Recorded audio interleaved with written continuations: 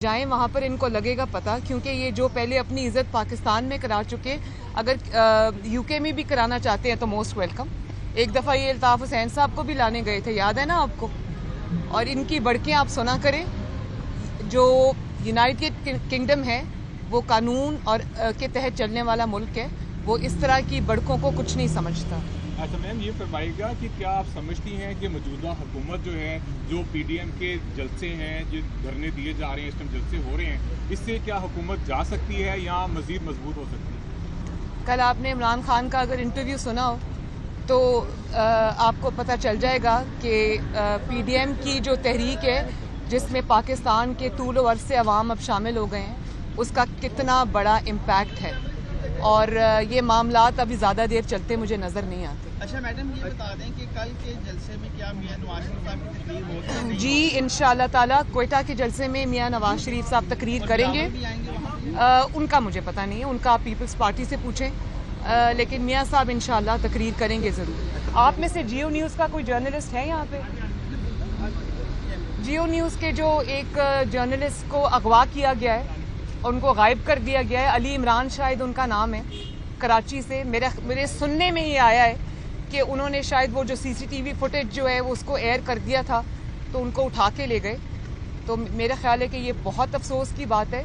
आपने मेरे कमरे पे हमला करके कैप्टन सफदर की गिरफ्तारी जिस अंदाज में की है, उससे आपने बहुत ज़्यादा बदनामी कमा ली है। जिस तरह आपने आईजी को उठाया, जिस तरह आपने पुलिस फोर्स को और सूबे को अंडरमाइन किया, तो आपने बहुत ज़्यादा बदनामी कमा ली है। अब इस तरह से अगवा करके और लोगों को सच और हक बोलने की सजा देके आप मजीद बदनामी ना कमाएं, ये बहुत गलत बात है। इस रवायत को ख़त्म होना चाहिए। जनरल बाजवा की तरफ जो वज़ीर आज़म साहब है, मुंह पे हाथ फेर के कहती हैं कि मैं इनको छोड़ूंगा नहीं, जेल में रखूंगा, क्या यही वो हाथ महंगाई और चीनी चोरों के खिलाफ फेरते तो क्या बेहतर नहीं होता? देखिए, मैंने पहले भी ये बात कही थी कि जिस इंसान को ये पता नहीं है कि प्रेशर के अंदर ग्रेस के साथ रिस्पॉन्ड करना, रिएक्ट करना क्या होता है, उस इंसान से किसी खैर की तवक्को नहीं है। और दूसरी बात ये कि जिस इंसान की पूरी जिम्मेदारी अब पाकिस्तान में, जहाँ पर लोग रोटी को तरसे हुए हैं, चीनी और आटा गायब है मार्केट से और महंगाई दिन ब दिन बढ़ती जा रही है, उनकी तवज्जो सारी नवाज शरीफ के ऊपर है। और कल उन्होंने जो बातें की, मैं तो सिर्फ यही समझ रही थी कि इंसान अगर बड़ी कुर्सी पे बैठ जाए, उसका कद फिर भी छोटा रहता है, उसको छोटे कद को बड़ा करने के लिए बड़े लोगों के नाम लेने पड़ते हैं, इसलिए वो हर वक्त नवाज शरीफ की रट लगाए रखते हैं। मैम, ये फरमाएगा कि जनरल बाजवा की जो इंक्वायरी रिपोर्ट आएगी कराची वाक़े पे, क्या उस पर ही मुतमिन रहेंगे या अदलिया से भी कोई अपील करेंगे?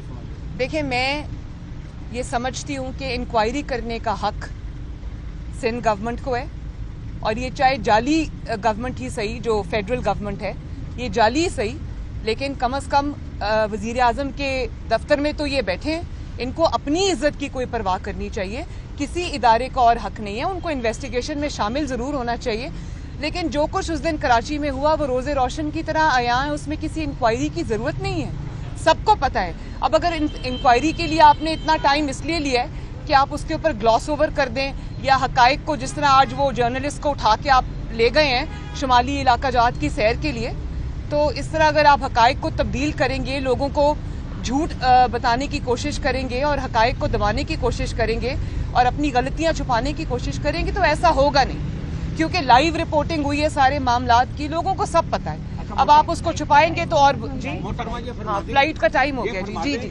इमरान खान ने इल्जाम लगाया है कि जो नून लीग के लीडरों की मुलाकात आर्मी चीफ से हुई है, वो सिर्फ ये दबाव डालना था एनआरओ हासिल करने के लिए अदलिया के ऊपर। आपका मौक़िफ़ क्या है? अदलिया के ऊपर दबाव डाल के एनआरओ लेना था?